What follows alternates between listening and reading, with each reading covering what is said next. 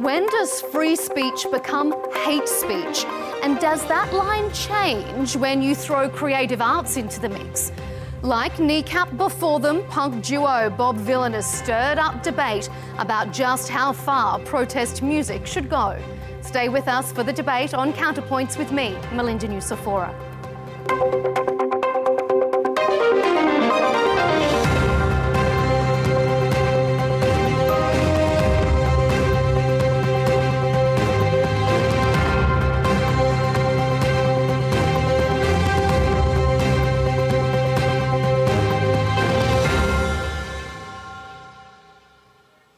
Punk music, at its very core, is political.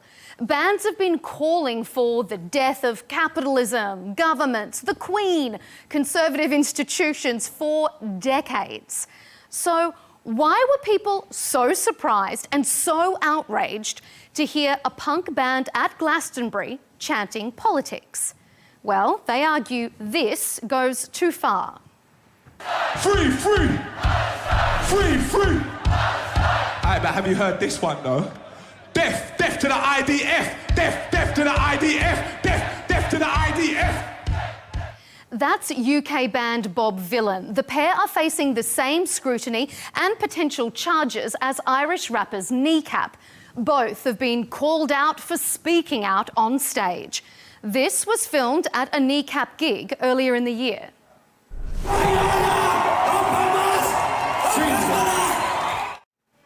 In both cases, politicians have taken up the cause. Governments have demanded action and police are investigating. Are we witnessing the end of protest music or just the start of accountability for irresponsible artists? On this episode of Counterpoints, we'll ask, when does free speech become hate speech? Why other artists who displayed anti-Israeli messages haven't been targeted? And do individuals risk more by speaking out than the governments they're protesting against? Joining me to debate that line between free speech and hate speech is Tadhg Hickey, the Irish satirist and political activist, and Emily Schrader, the Israeli-American journalist, author and social activist. We appreciate both of you here on Counterpoints.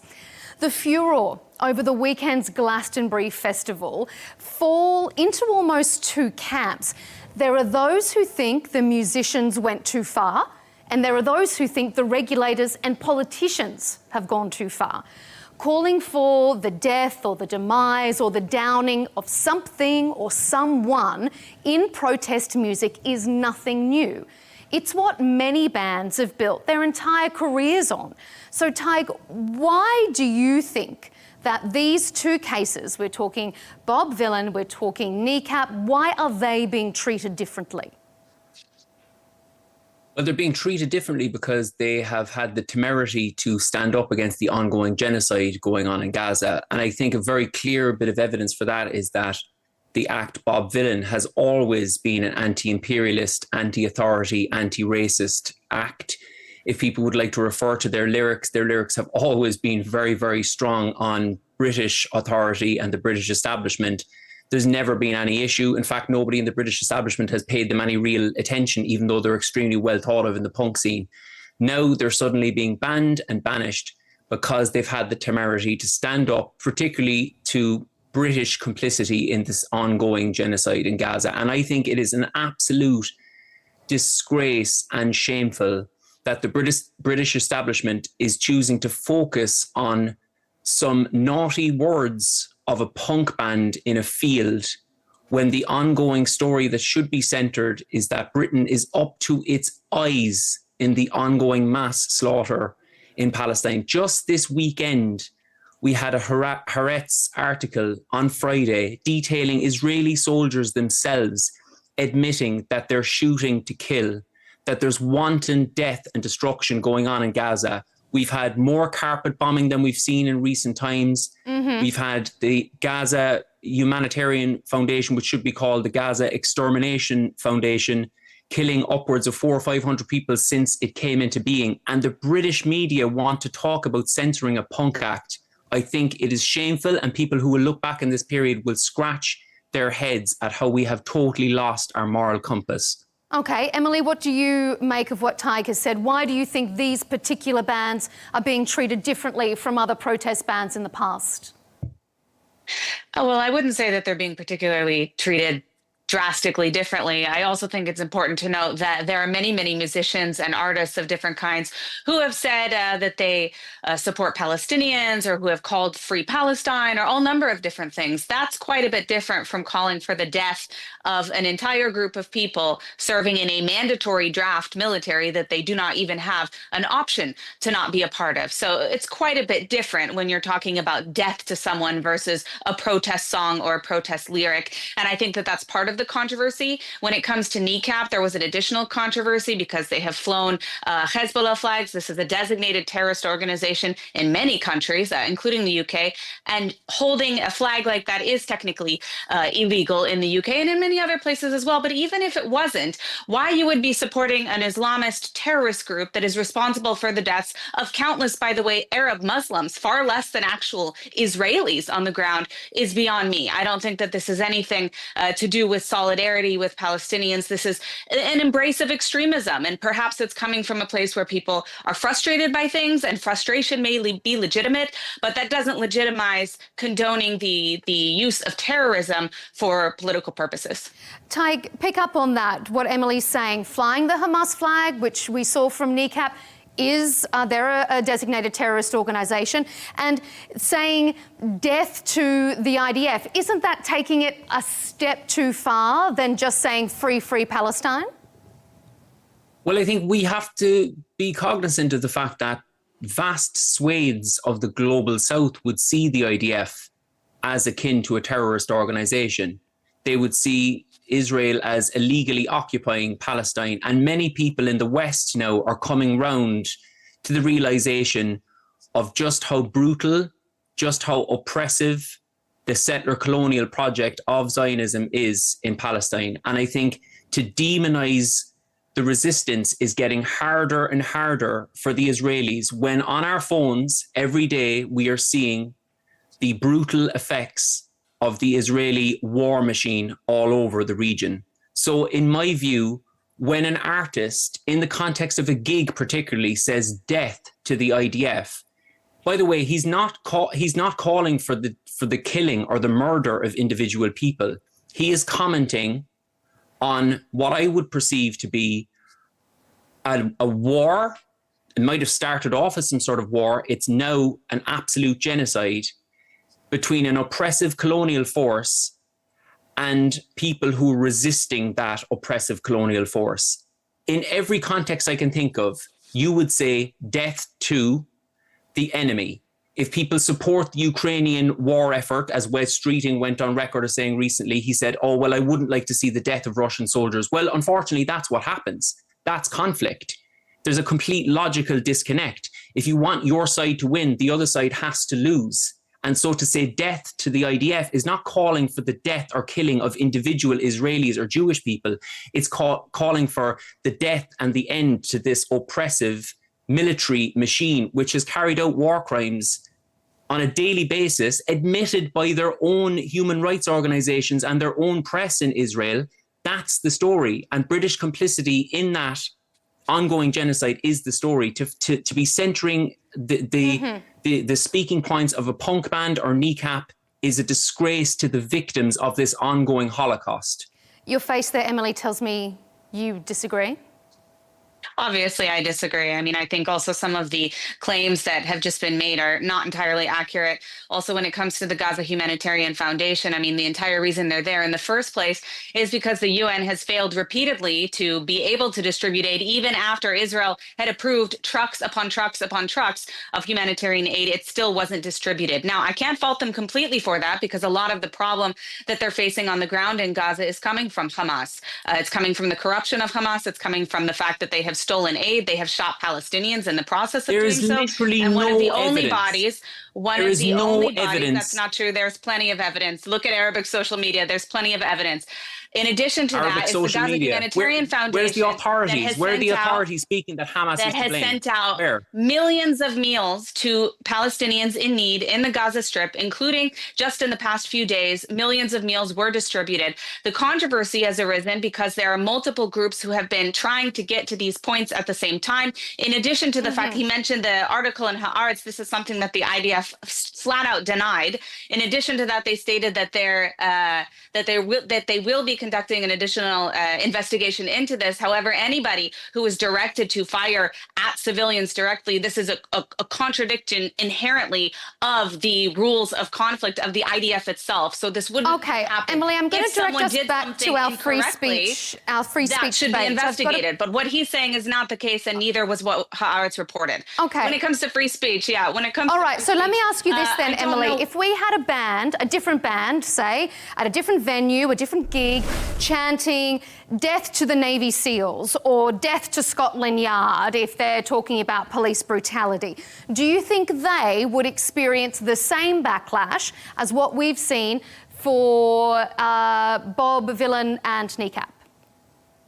I think yes. I think you would see quite a bit of controversy over something like that. As I said at the beginning, calling for death to someone is very different than a political protest or a line. Even what he said, that they have a problem with the ideology or they have a problem with whatever.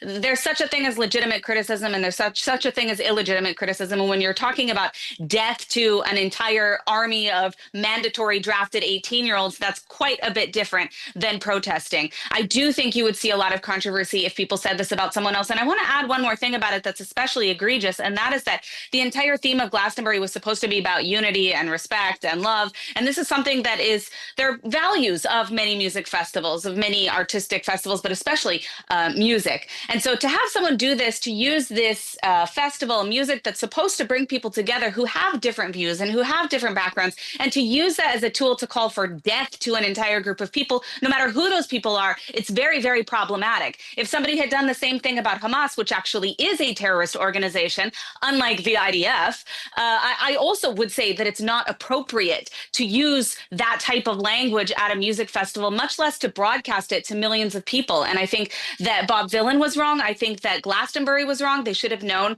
that these kinds of issues may come up, and they should have warned the artists about politicizing this issue and calling for violence, especially at a time of rising terrorism, of rising anti-Semitism, and of rising violence, including inside the UK.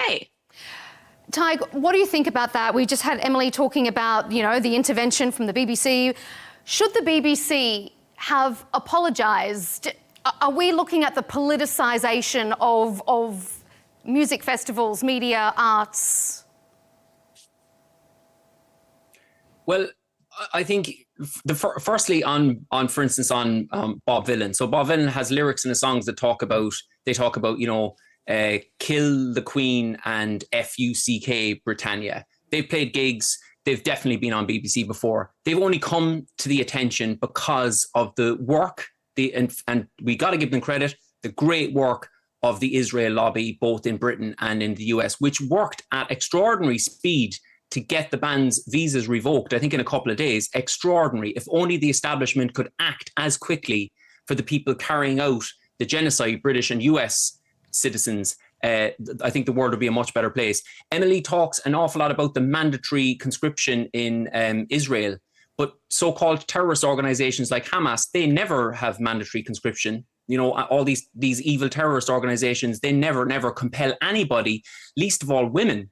They treat women with an awful lot more respect and consideration without compelling them to be part of the movement. I don't think that's necessarily a black mark against the terrorist organizations that women have a choice whether to join them or not. But I think the bigger question here that we need to look at is not so much Bob Vylan, not so much Kneecap, but it's the 40,000 people in the audience shouting back those chants, the righteous anger of those people. Emily might believe that I'm anti-Semitic. She might believe that Bob Vylan is anti-Semitic, Kneecap, the UN, the Pope. But the fact is that not all these people can surely logically be anti-Semitic, not the little old ladies that I go on marches with every week. All these people are righteously angered at the shooting of children in the head, at the organised mass starvation of the Gaza extermination foundation, which 100 charities have come out today to condemn as insufficient and, I quote, deadly. Okay, I'm going to give you a chance to respond to that, Emily, but I'm going to move on to our next segment because what Tadhg brings up plays into exactly what I want us to cover, because we've got Bob Vylan, we've got Kneecap. They weren't the only bands or artists at Glastonbury to show their support for the Palestinian cause over that weekend.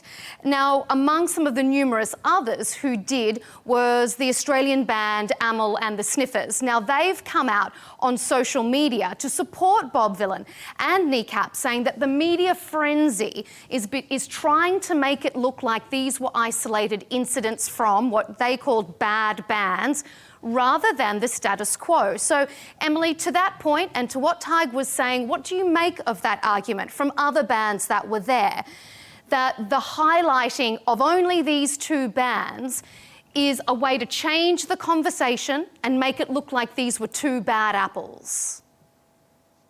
I'm not sure that's the case at all. The fact that other bands made statements is something I actually referenced at the beginning of even this conversation now. There were other groups, other individuals, there were people who had Palestinian flags, whatever. I mean, people can say what they like, but the reason people are focusing on the two particularly more extreme examples is because they involved explicit calls to violence or support for designated terrorist organizations. And I think that that distinction is very, very important and needs to be made.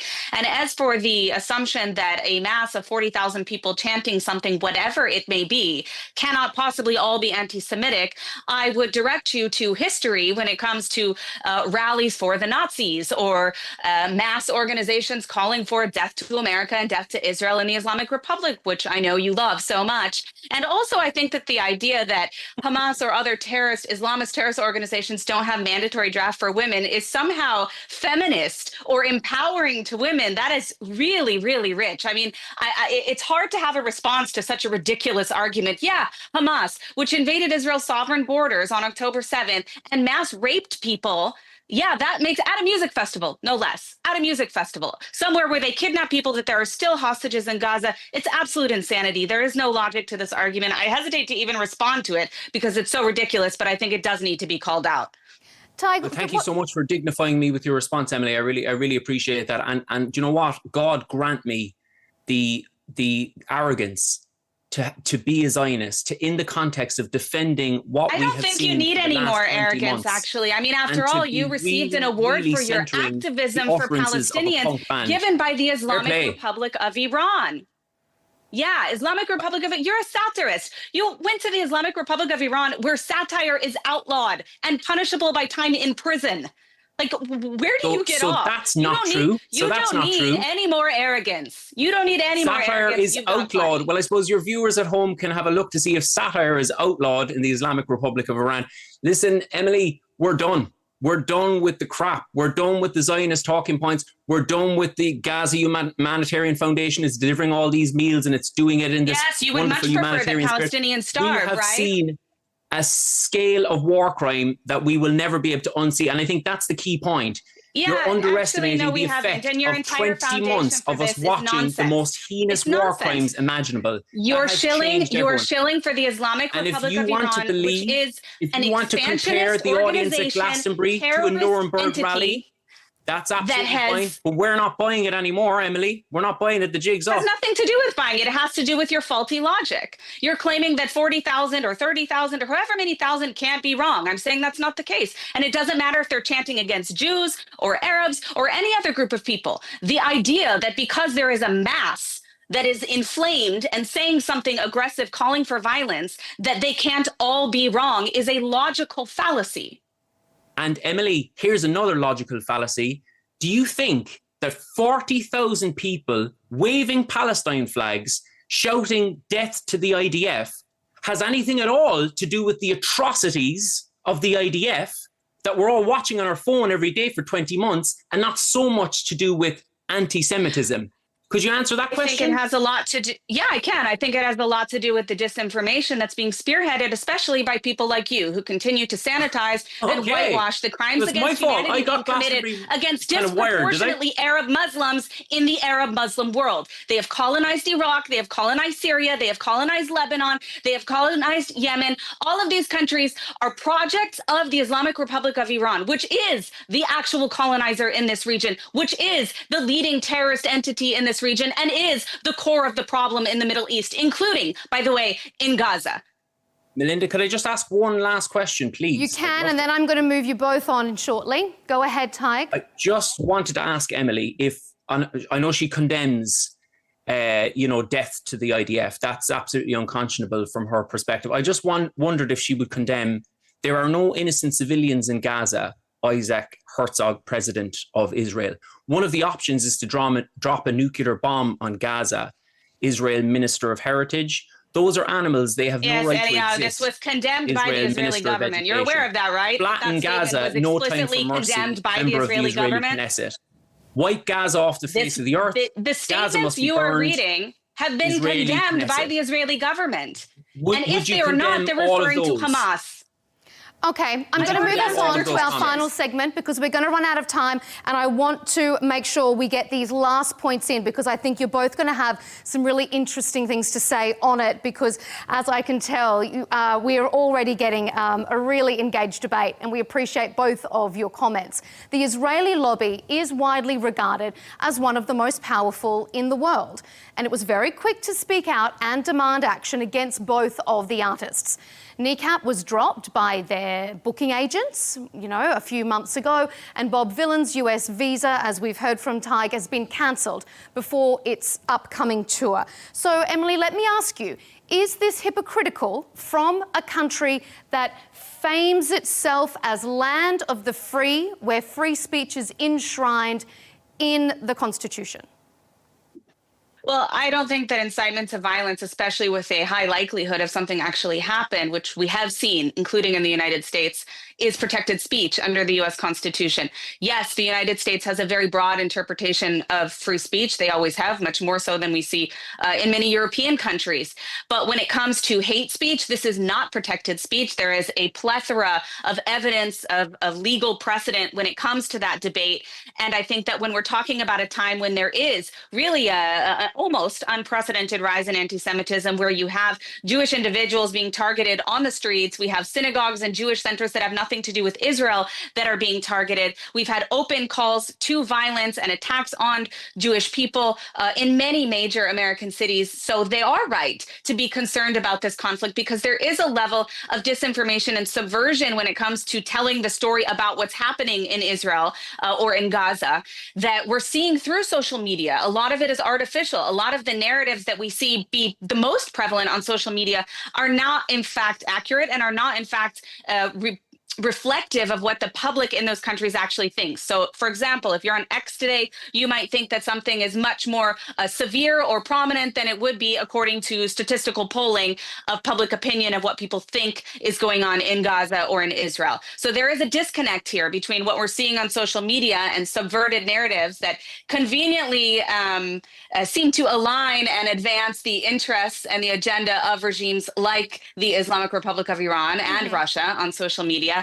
So we can't always believe everything that we're seeing online. And so I think that the response from the U.S. government is justified in this scenario. I think that they're concerned about ongoing upticks in violence. And this is exactly what we would have expected, I think, from this administration in the U.S., whether you agree with them or not. It certainly isn't a surprise. Tadhg, let me put this to you.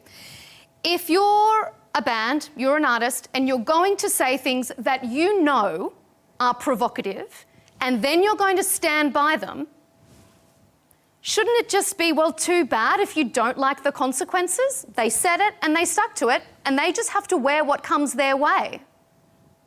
I'm sure they will accept the consequences. I mean, if I have a sense of Bob Vylan and I have a decent sense of Kneecap because they're from my own country and I think they're incredible artists, they will take the consequences completely. They're anti-imperialist, anti-racist acts. And I know Bob Vylan has already come out today and made a statement about the fact that it means more to him to be standing up and doing the right thing. And I think history will vindicate him. I think history will look back in this period, as I say, and they talk about this story being centered at a moment where, and supposedly this is to make Jewish people feel safer. Now, I am at rallies with Jewish people. I speak to Jewish people all the time. Jewish people are some of the strongest voices in the pro-Palestinian movement, as everyone knows.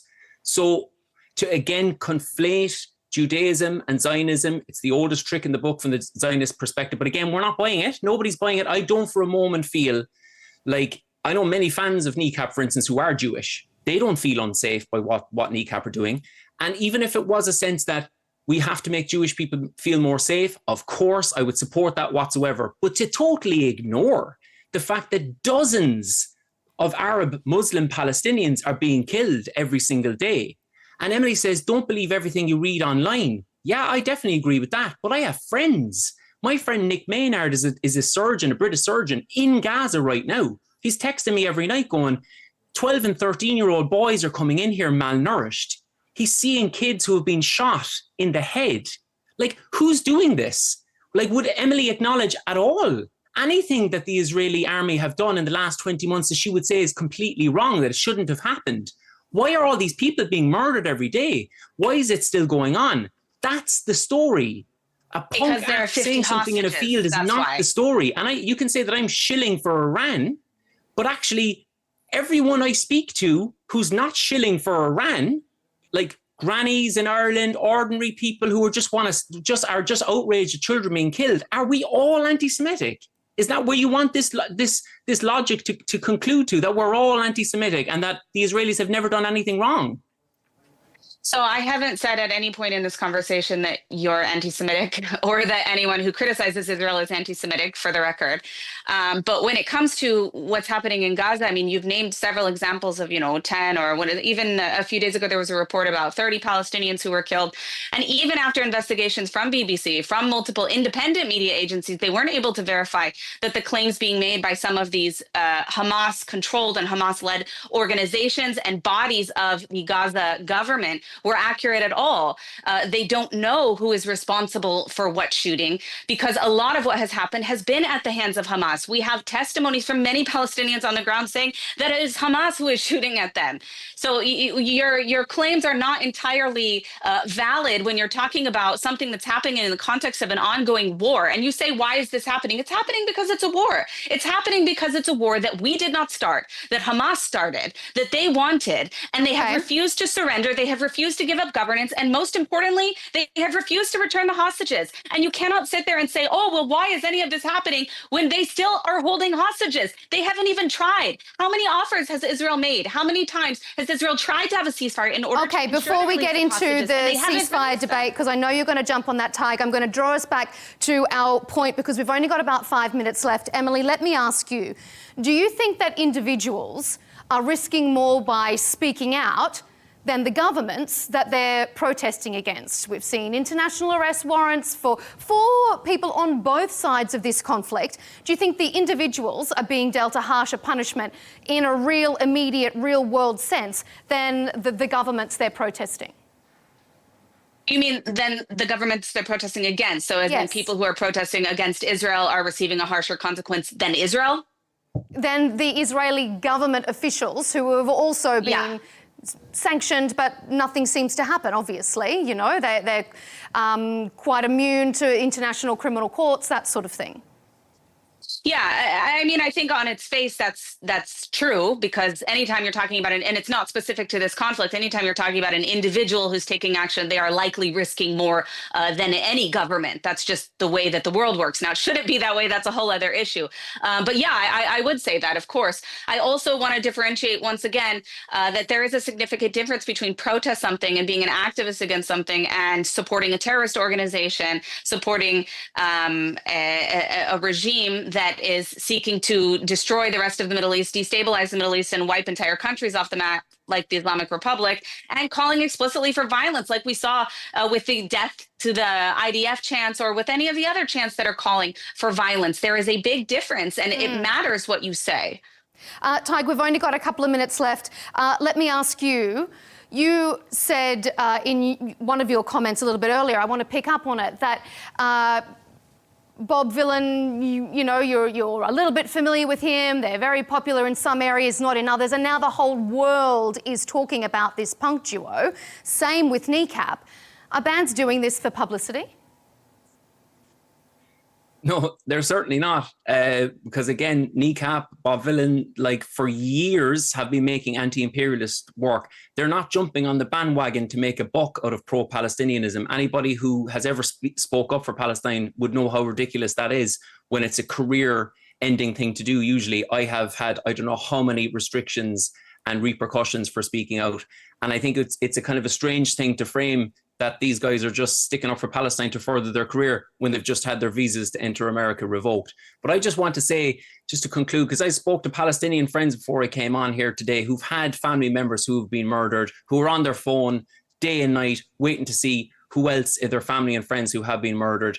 That's the real story, guys. And I really feel like looking back in this period, the temerity for somebody who supports Zionism to frame a few naughty words from a punk act in a field as the big thing that we need to be morally outraged about right now. When we've seen mass starvation, we've seen conservative estimates of about 100,000 people killed, about 25,000 children, guys, 25,000 children. I wish I had that kind of arrogance. Emily, I'm going to give you the right of reply. We've got a really short amount of time. Your response? Yeah, I just want to say that Zionism is the right to self-determination of the Jewish people in their indigenous homeland. It is nothing more and nothing less. It doesn't say that anyone else does not have a right to statehood or to self-determination. And so to use that as sort of a tool to say, oh, well, Zionism is evil. I don't have a problem with Jews. I just hate Zionism. It's entirely inaccurate. If you are an anti-Zionist, you are anti the self-determination exclusively of the Jewish people, and that's ridiculous on its face. Furthermore, I just want to add one more note about the colonization argument. The Zionism is literally a decolonization project. That is what we're seeing in the state of Israel. It is Jews who were here before Islam, for example, even existed. And I'm not saying that to say that Palestinians don't have rights or they shouldn't have a state or anything like that. But it is ahistorical, and it's important that we emphasize the reality of history and who is actually from the Middle East. It's very important to note because this is used as an argument to justify all kinds of heinous crimes against innocent civilians, such as what we saw on October 7th, including, by the way, at a music festival. Okay. Can I just say at the end, fair play to me for riling up the Nuremberg rally at Glastonbury. This is exactly why we appreciate people like the both of you coming on Counterpoints. This is a very challenging topic. People feel very strongly about it, and we really appreciate being able to put both of your points of view to our viewers. So thank you very much for your time and your insights here on Counterpoint. Tadhg Hickey, the Irish satirist and political activist, and Emily Schrader, Israeli-American journalist, author and political activist. Thank you both. Thank you. And that's where we have to leave it here on Counterpoints. But don't forget to comment, like and subscribe to our Al Arabiya English YouTube channel for all the sharp debates and fresh perspectives. You know where to find us. You can catch us on social media as well. I'm Melinda Nusafora. Until next time.